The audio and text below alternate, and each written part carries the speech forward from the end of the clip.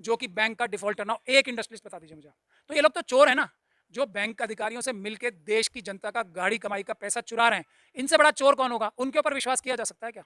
तो ये है बुनियादी बातें, उस पे हमें चलना पड़ेगा। मैं मानता हूं सरकारी अधिकारी भी करप्शन करते हैं, लेकिन क्या कोई भी सरकारी अधिकारी इतनी ताकत रखेगा कि वो अडानी अंबानी जैसी बड़ी करप्शन कर सके, या इन इन जैसे जो इंडस्ट्रियलिस्ट हैं, बड़े बड़े बेईमान इंडस्ट्रियलिस्ट, उनके जैसी करप्शन कर सके? नहीं, सरकारी अधिकारी के पास इतनी ताकत ही नहीं होती। एक के ऊपर एक चेक्स एंड बैलेंसेज होते हैं, वो check and balance Adani Ambani के ऊपर नहीं होते, इसीलिए लूट का बाजार गर्म है आज।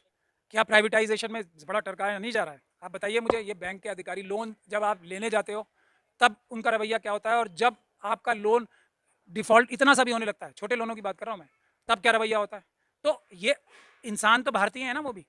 ऐसा नहीं है कि सरकारी अधिकारियों का ही रवैया बुरा होता है। जहां भी ड्राइविंग पोजीशन में एक होता है ना, जो जो चीटिंग जिसे करनी होगी, वो मृदुभाषी रहेगा आपसे। इस बात को समझना चाहिए। जो आदमी, मैं मानता हूं कि सरकारी अधिकारियों को अच्छे से बात करनी चाहिए और उनको समझना चाहिए कि आज जो वो थोड़ी बहुत कड़वी बात कर रहे हैं, वो उनके गर्दन पे, उनके परिवार के गर्दन का फंदा बनेगा कल, क्योंकि इसी रवैये को दिखा के प्राइवेटाइजेशन करने की बड़ी बड़ी बातें की जाती हैं, जस्टिफिकेशन दिया जाता है कि सरकारी अधिकारी जो हैं वो ठीक से बात नहीं करते। तो सरकारी अधिकारियों से भी मेरा निवेदन है कि वो कल का भविष्य अपना देखें और अपना रवैया सुधारें, और ये समझें कि ये जो डिफिकल्टीज उनकी ज़िंदगी में पैदा की जा रही हैं सरकारी अधिकारियों की, परमानेंट सरकारी अधिकारियों की, वो इसलिए की जा रही हैं कि इंडस्ट्रियलिस्ट जो हैं वो उनके इदारों को, उनकी ऑर्गेनाइजेशंस को हड़पना चाहते हैं। जैसे रेलवे कर्मचारियों को आज तंग क्यों किया जा रहा है? क्योंकि अडानी साहब जो हैं वो रेलवे प्राइवेटाइज करना चाहते हैं, रेलवे को खरीदना चाहते हैं। तो इसीलिए सरकारी अधिकारी जो है उन्हें तंग किया जाता है। एसबीआई इसकी सबसे अच्छी मिसाल है। सबसे बड़ा बैंक, सबसे ताकतवर बैंक आज भी देश में एसबीआई है, लेकिन उसके अंदर देखिए आप कितनी रेक्टेपिज्म है, कितना उसके कर्मचारियों को तंग अंदर से किया जाता है, ताकि उनकी फ्रस्ट्रेशन आम जनता पे जाए और आम जनता के बाद फिर उसको प्राइवेटाइजेशन करने का बहाना मिल जाए। वो सब बाबा साहब डॉक्टर भीमराव अम्बेडकर के गद्दार हैं, भारत जो उन्होंने संविधान बनाया था उसके गद्दार हैं, और वो लोग सिर्फ और सिर्फ लूटना चाहते हैं जनता को। वो लोग दोस्त हैं तो अडानी अंबानी टाटा और इन जैसे लोगों के, वो लोग जनता के दोस्त नहीं हैं, बेईमान हैं, और उनको अपनी बेईमानी आज नहीं तो कल ख़त्म करनी ही पड़ेगी। क्योंकि भारत का संविधान और सुप्रीम कोर्ट की कोई भी जजमेंट ऐसी नहीं है जो ये कहती हो कि ठेकेदारी प्रथा को ख़त्म ना किया जाए। जो उमा देवी की जजमेंट ये बताते भी हैं, उमा देवी की जजमेंट को गलत तरीके से पेश करके इन्होंने पूरे देश में जो एक रिस्पेक्टेड पब्लिक सर्वेंट, यानी कि जनता के नौकर होने चाहिए थे, रिस्पेक्टेड, उनको गुलाम बना लिया है मुट्ठी भर लोगों का, करप्ट पॉलिटिशियंस का, अपनी और करप्ट जो बिजनेसमैन है उनका गुलाम बना दिया है ठेकेदारी प्रथा ने। लोग ईमानदारी के साथ अगर काम करना चाहें तो किसी पद पे कर ही नहीं सकते अगर वो ठेकेदारी प्रथा के तहत कच्चे मुलाजिम हैं। में क्या कोई पर लग जाते हैं एक्स्ट्रा? प्राइवेट वाले तो सब बेईमानी कर रहे हैं ना। आप बताइए कौन सा इंस्टीट्यूशन ऐसा है जो प्राइवेटाइज करने से अच्छा हुआ है आज तक? एक इंस्टीट्यूशन ऐसा बना दीजिए। क्या एयरपोर्ट अच्छे हो गए? पता है आपको कितना पैसा लूटा गया? ये पैसा अगर एयरपोर्ट अथॉरिटी ऑफ इंडिया को ही दे दिया जाता, मैं ये नहीं कह रहा कि सरकारी अधिकारी है जो सारे ईमानदार हैं, लेकिन एक जो वो सिस्टम था, जो सवाल जवाब करने की जनता के पास ताकत थी, वही छीन ली गई।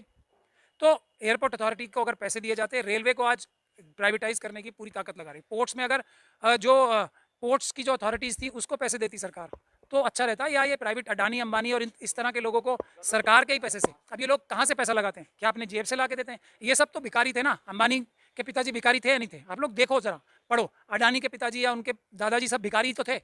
तो ये लोग भिखारी पैसे कहाँ से ला रहे हैं? ये पैसे लाते हैं हमारे और आपके बैंकों से ही लोन लेके, और उन लोन को खा भी जाते हैं, और जो सर्विसेज होती हैं उसको भी खराब करते हैं। तो अगर सरकार इतनी नाकारा है तो प्रधानमंत्री होते हैं ना, चीफ एग्जीक्यूटिव ऑफिसर तो सरकार के, तो सरकार की सब सवाल जवाबदेही तो प्रधानमंत्री की होनी चाहिए, या प्रधानमंत्री को आज के और सब पहले वाले प्रधानमंत्रियों को ये कहना चाहिए कि हम नाकारा हैं, इसीलिए प्राइवेट लोगों को जो इलेक्टेड नहीं होते हम उनको अपने सर पे बिठाना चाहते हैं। क्या ये लॉजिक है? इसमें कोई लॉजिक नहीं है, सिर्फ और सिर्फ चोरी और बेईमानी का जरिया है ठेकेदारी प्रथा, और कुछ नहीं है। अपने ही जो भी व्यक्ति ऐसा बोलता है वो एकदम झूठा है, मक्कार है। किसी भी व्यक्ति को ये बात नहीं बोलनी चाहिए, उसको मुद्दे पे बात करनी चाहिए। मुद्दे पे बात ना करके ये बोलना कि ये मुद्दा एक्स उठा रहा है, वाई उठा रहा है, ये पॉलिटिकल पार्टी उठा रही है, वो पॉलिटिकल पार्टी उठा रही है, उस पर बात करने वाला ही बेईमान होता है। मुद्दे पे आना चाहिए ना। ठेकेदारी प्रथा हटाने के लिए दिल्ली की सरकार ने, सरकार बनाने से पहले क्या वादा किया था आम आदमी पार्टी ने, या नहीं? ये मुद्दा है। जब वादा किया था तो अपने वादे पे से मुकर क्यों रहे? तो वो बेईमान हुए ना, चीट हुए। ये बात होता है मुद्दा।